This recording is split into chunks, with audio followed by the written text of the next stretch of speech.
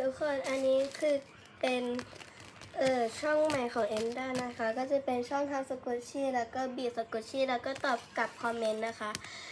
ก็จะมาเริ่มกันเลยนะคะสกุชชี่ที่เอ็มด้ามีอยู่ก็จะมีซูชิข้าวปั้นนะคะ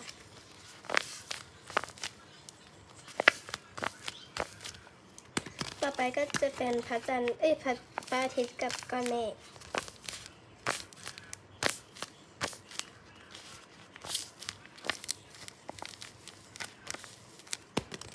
ต่อไปก็จะเป็นไข่นะคะ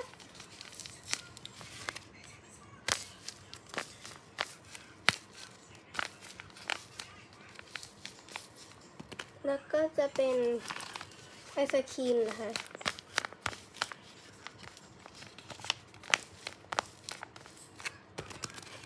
อันนี้ก็จะเป็นไอศครีมแท่งนะคะ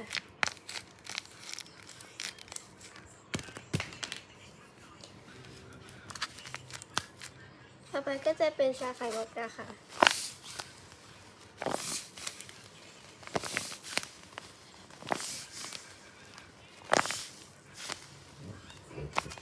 ก็จะมีแค่นี้นะคะก็จะพยายามทำมาเพิ่มแล้วก็จะมาอ่านคอมเมนต์นะคะก็แค่นี้นะคะบ๊ายบาย